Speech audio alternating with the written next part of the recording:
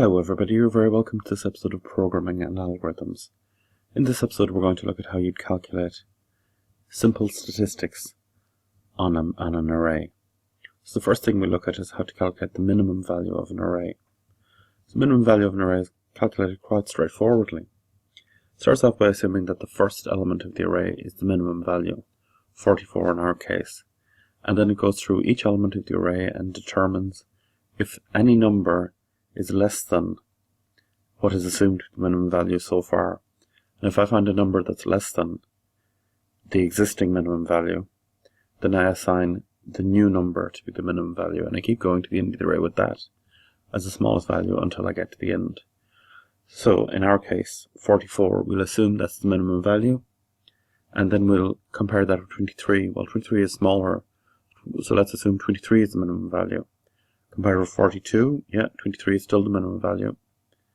Compare it with 33, yeah, 23 is still the minimum value. Compare it with 18, okay, 18 is smaller, so we'll assume 18 is the minimum value. Compare it with 54, yeah, 18 is still the smallest value. Compare it with 34, definitely 18, and then compare it with 16. So we discover that 16 is the smallest number in the array.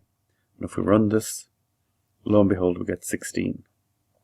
So that's how to calculate the minimum value in an array. If we want to calculate the maximum value in an array, it's the same code really, except we've swapped around the less than for a greater than. So in this case, we're assuming that the first value is the biggest value in the array, and we compare it with the second value.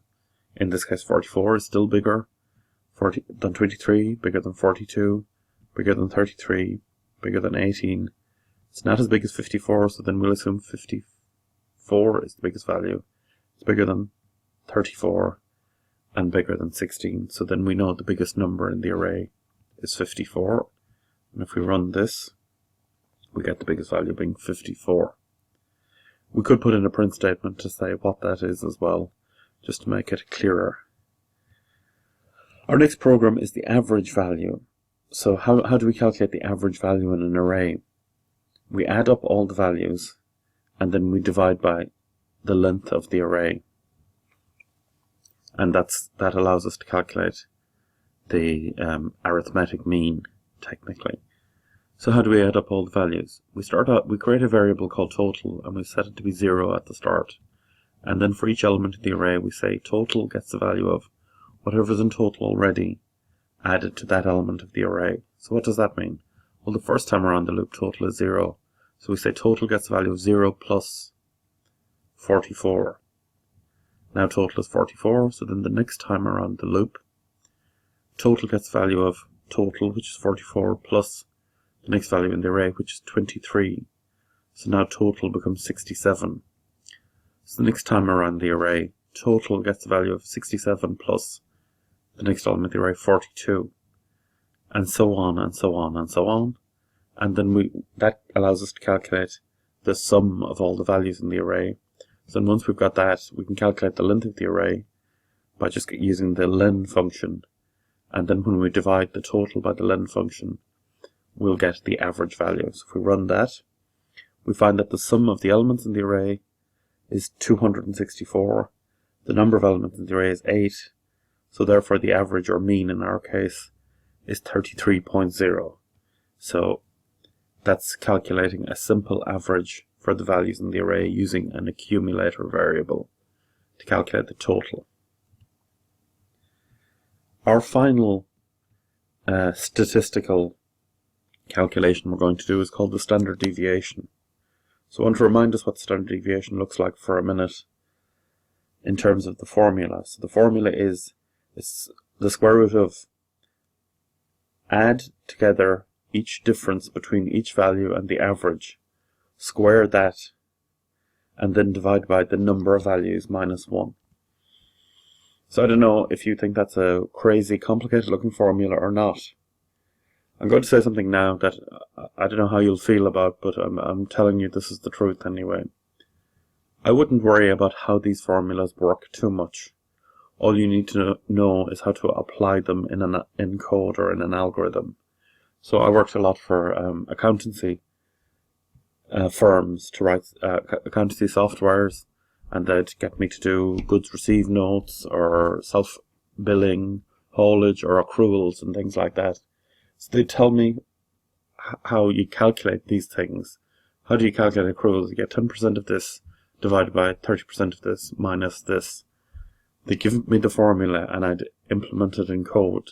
I didn't necessarily understand what it meant to the business or how it worked, and normally when I'd write code like that, I'd give it to the accountancy people and say, can you work out the values in whatever way you're doing it now, and then let me run the program and let's make sure we're getting the same answer. Because I didn't necessarily, I needed to check with them if they had given me the formula right or I had understood it right. So when we're doing something like that, all we need to do is know how to do the individual pieces. We know how to calculate the average, we've just done that, and we know how to get the difference between each number in the array and the average. And then we know how to square that, just multiply it by itself. Then we need to get the total of that, so we need a running accumulator total, the same as we did in the other program. Then we divide that by the number of values minus 1, which we know in our case is len of the array minus 1, and then we get the square root of all of that. So let's look at that in the code. We have the average code exactly as before, and that'll get us average value. Once we calculate the average value, how we calculate the standard deviation is we take each value, we take the average value away from each value and multiply it by taking each value away from the average value. So we're getting the square bit there. That's the square in the formula. And then we're summing each of those differences up, those square differences up. And that's getting us the sigma x minus x bar squared bit. Then what we do is we divide that by n minus 1, or len age minus 1, and then we have to get the square root of all of that. Now to get the square root in Python, Python doesn't have a built-in function to calculate square root, but it has a library function called math. And if we say at the start of our program, import all the features from the maths library, then if we say maths.square root, that'll allow us to calculate the square root for our particular program. So that's an interesting new thing we're seeing here. In Python, loads of other people have written programs already, and they've given those programs handles. So put them in code repositories or libraries, and those libraries are well known to Python. So if I say, give me the functions from the maths, or math in our case, give me the functions from the math library, then I can do square root. I said to you at the start how modular, how well designed Python is. There's a core of functionality, and then it allows other authors or programmers to write additional functions around it, additional libraries. And this is exactly what we're doing here. We're calling a library that somebody else has written, a standard library we might even call it, called math, to get the square root of the sum of the differences between each value and the average value, and divided by n minus 1.